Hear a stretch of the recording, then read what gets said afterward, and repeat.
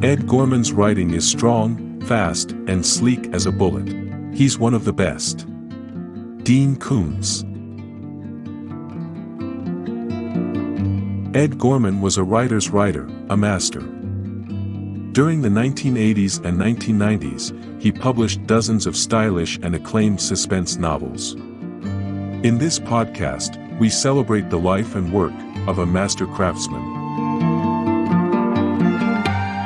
The Dark Fantastic Network presents Ed Gorman, a master of suspense.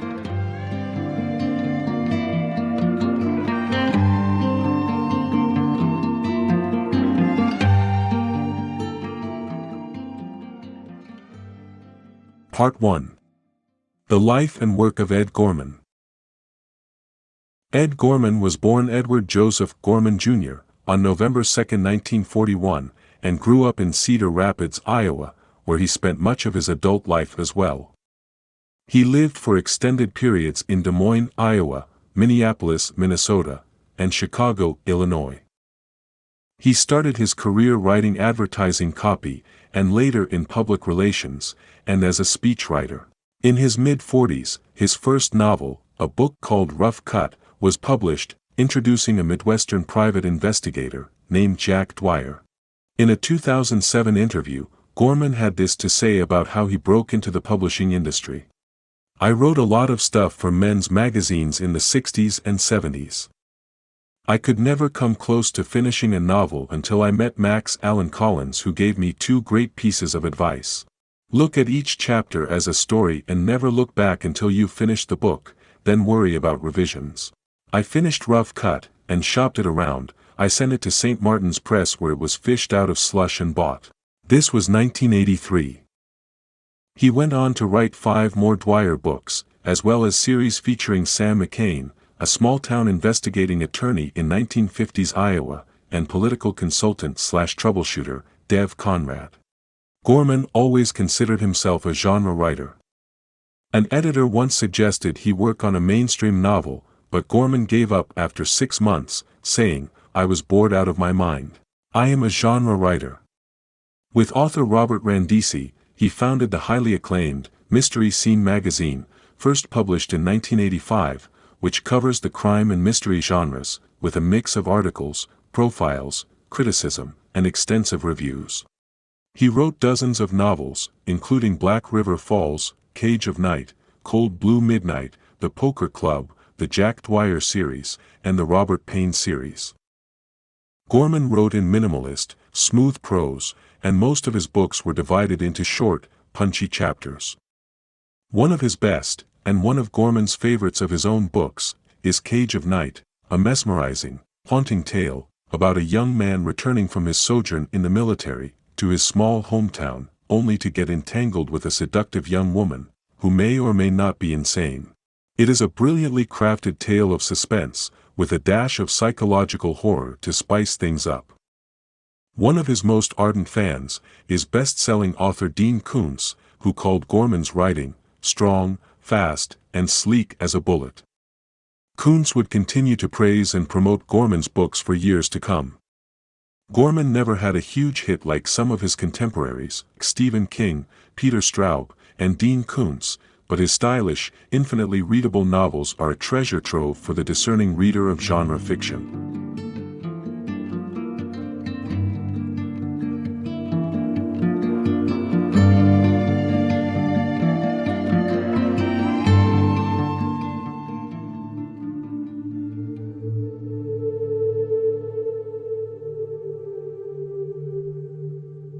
Part 2.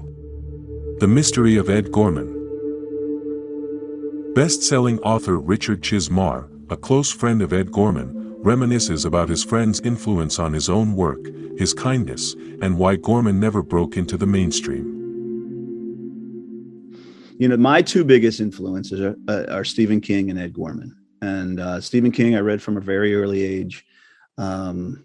Salem's Lot, and went on from there. And he absolutely, without Stephen King, I would not have started Cemetery Dance. I would have not have started writing in the horror, suspense, crime, thriller genres. There's just no question of that. I like to tell people I grew up with a Stephen King paperback in my back pocket pretty much. And it's accurate. But as a writer, in my 20s, particularly my early 20s, when I was just starting to sell stories and send them out, I was trying to reinvent the wheel. I was trying to write plot heavy stories that were twisty and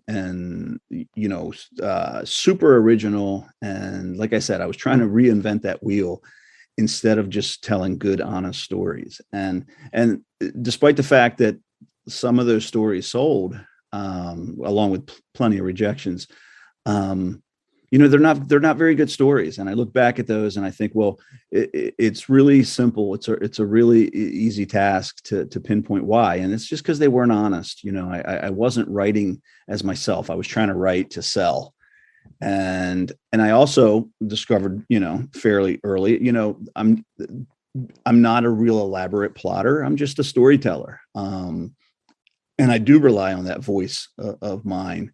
But at some point in there, I discovered Ed Gorman, and I started reading particularly his crime fiction, and and a lot of his short fiction. And what Ed taught me without trying to teach me was just that if you wrote about things that were important to you, no matter how small they may seem in your own world, but you wrote about them honestly and with integrity and with heart. And this might not work for all people, but it worked for me. And what I found was that some of his stories weren't about a whole lot. They were about a retired hitman sitting on a bench in front of a bus stop who has a conversation with a single mom who he, finds out is on the run, from her own trouble in her past. And, an 8 or 9 page story like that with just sharp dialogue that poked you in the heart without kind of being like overly sentimental, but just honesty and warmth and heart, mixed with the darkness. But once I saw Ed and how he was able to accomplish what he was with particularly his short stories, but also his novels, it gave me the confidence to try to just be honest and write about what mattered to me. And once that happened, that's when I started to find my voice. And that's when readers actually started responding to the stories. So it's always a really easy thing for me to look back and say, Ed taught me that. Ed taught me you can be plain spoken. You can just be a pure storyteller. But as long as you're being honest and putting a little bit of heart and soul in there, you're gonna connect with some people. And I thanked him profusely over and over again. And typical Ed Gorman, he always kind of just shrugged it off and said, Rich, you knew what you were doing from day one. And I point at those early stories and I say, no, sir, I did not. He changed everything for me. He's the very first person who hired me, and paid me professionally. I wrote a column for Mystery Scene, and he was one of the first columnists I hired for Cemetery Dance. He was the first hardcover book we published, Prisoners and Other Stories by Ed Gorman, with an afterword by Dean Koontz. I always just say Ed, and he may have used this analogy for himself, but he was always kind of like some writers, you picture them behind fancy desks, dressed nicely, tapping away at the latest, work in progress. And Ed was always kind of like a hard hat carrying his lunch pail into the office kind of a writer. And he was a writer's writer. If Ed could have, so if he had that one big hit and they would have narrowed him down to, all right, Ed, we just want you to write 1 or 2 books a year. Yeah, but that didn't happen. And that's through no fault of his own. I mean, back then they were, the mystery and crime houses were churning out, every imprint was churning out multiple titles per month. So they needed those books to fill those. And Ed was a quick writer and just extremely well read and knowledgeable. So he had the capability to write in all those genres. And honestly, I think Ed had fun most of the time. On a personal level, Ed could be the most, friendly, hopeful guy. I mean, to me, he was just a sweetheart and a teddy bear. But it's funny because he poked fun at himself for being the doom and gloom guy. And that extended to, the publishing world. And he certainly had his disappointments where he, was promised certain things with certain books and they didn't come through. you tell the reader just, Ed was in that camp of writers who believe you tell the reader just enough to kind of let their imagination move them along from scene to scene. And but particularly, I think the readability came from him finding that rhythm with the prose. Because he would tell you the same thing I say about my own work, and that is, no one's going to accuse either one of us of being a really elaborate, flowery, sophisticated prose stylist. We just, that's not the way we tell our stories. I don't remember whether, I think it might have been Joe Lansdale who said, some writers, they just kind of stack words up like, crickets on the sidewalk and like dead crickets on the sidewalk. And there's no life to them. There's no rhythm. There's no life. There's no, music to them. And then other writers understand that, words play off each other and they have a symphony all of their own. And it's, you don't need to be a flowery, sophisticated writer to find that rhythm. But once you do, I think that's what pulls the reader along. And someone like Ed, again, and I'm not sure I'm getting to a clear enough description of it, but he stayed out of the way of his stories and he just let the images move the reader along. And he painted those images with really minimalist strokes. And his stories just always sang, they always had that rhythm in them. Ed was very knowledgeable. Ed was very smart. Like I said, very humble. He had and I didn't talk to him too much about his background, but we shared some stories, and I know he grew up in a as a tough guy. Ed was definitely, when he talked about the guys who got in fist fights and got in trouble, that was definitely Ed. And I know, there were drinking issues in the past, which he was very public about, and that he had, been able to overcome. He spoke often and so warmly of Carol, of his wife, who played a big part in helping him to become a better person and have a better life. So yeah, but just the most loyal, funniest, kindest man, that I ever could have hoped for a mentor. We talked politics from time to time, but he was old school, which was, you'd rather not really talk about that. I wish, and the best part, I almost feel like when I want to visit with Ed again, and I'm going to do this, I'm going to read his story notes, from his collections, where he would put a note about each story or a little introduction or an afterword. That's kind of where you got the flavor of knowing that side of Ed. Like I said, I know he worked in advertising. He did some newspaper work. I believe that's probably where, some of the politics, interest came from. But he was also, he came from a different world than me. And he would talk to me about, not only, straight politics out in the, government, but the politics that were involved in advertising, the politics that were involved in, the car industry and different, businesses. And he was very interested in that. And I know as a younger man, he had a variety of experiences, in different fields. So I'm sure that's where that came from. But no, we never got into any lengthy, in-depth talks about our politics or anything like that. Yeah. I mean, when I had cancer, when I was 29 and it came back when I was 30, Ed was always on the phone talking to myself. He got to know my wife, Kara, very well. Was always there. And then later on in his life, when he had cancer, I tried to be there for him and a lot of phone calls. We never met. That's the interesting thing is he's probably the best friend I've ever had that I've never met in person. And we were similar in that way too. We didn't, and I know Dean in an essay wrote about that, about how he went out and visited Ed because Ed never went anywhere. He was not someone to go to conventions. He was a big phone conversationalist. If you got on the phone with Ed, it was not going to be a quick 10-minute call. And that was wonderful. And then once, emails came about, that was what we always laughed. We were like, can you believe Rich Chizmar and Ed Gorman are having an email exchange? Because in that regard, we were kind of dinosaurs. But I didn't get out much. He didn't get out much. So we never had the pleasure of meeting in person.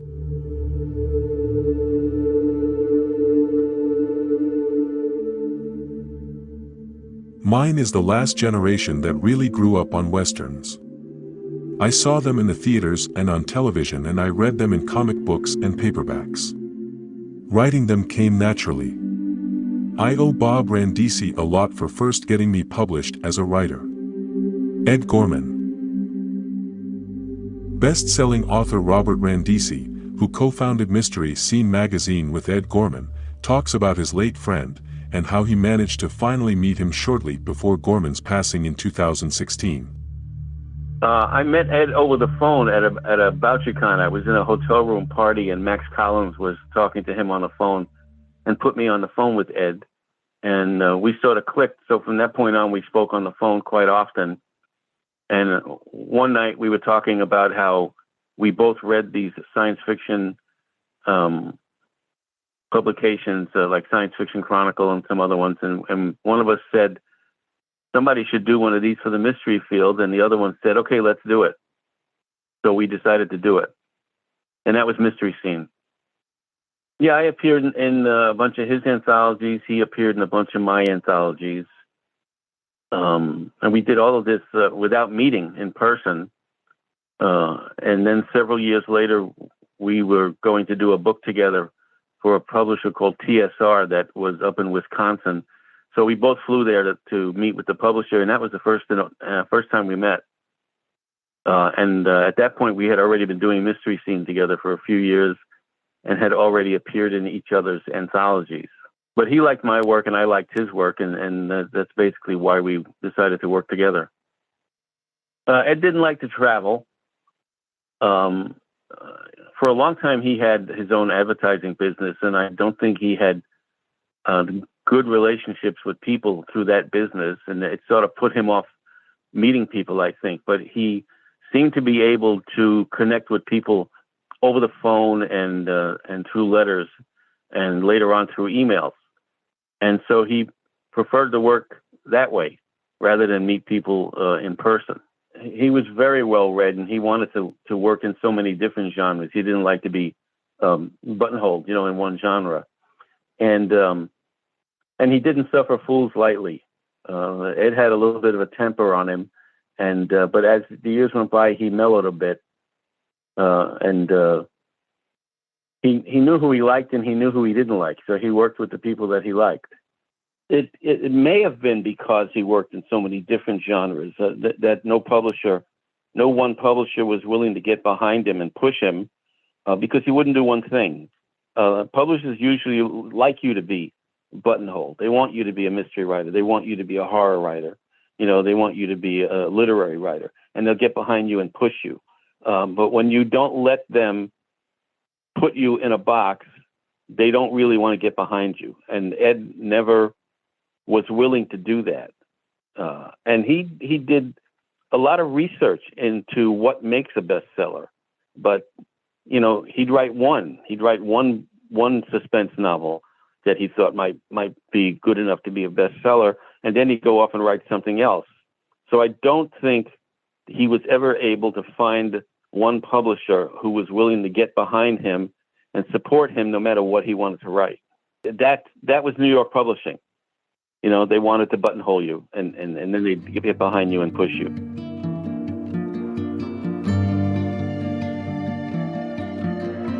Ed was a difficult man to know. He was very private, and he didn't open up to people a lot. And for some reason, he seemed to like to spend hours with me on the phone. And I think he did the same with Max Collins and the same with Dean Koontz. He really, really enjoyed the people that he liked. He enjoyed talking to on the phone, but he wouldn't go out of his way to travel to meet people somewhere. So they might be surprised to know what a telephone person he was. I lived for 12 years in St. Louis, Missouri, And what we would do is on occasion we would drive up to the Amanas and we would meet Max Collins and his wife, and we'd meet Ed Gorman and his wife there and have dinner in a restaurant. So later in life, I started to meet with Ed every couple of months up there in the Amanas. And it was during the time that he was fighting the cancer, you know. So I got to spend some time with him later on, a little bit before he died.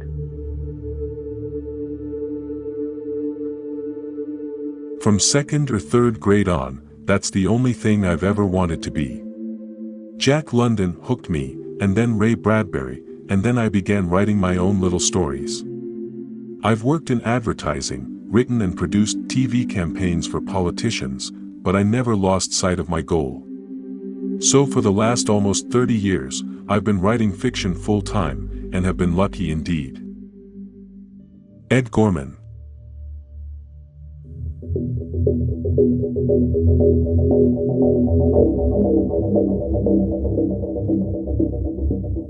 Written and produced by Ahmed Khalifa, for the Dark Fantastic Network. Copyright 2022, The Dark Fantastic Network.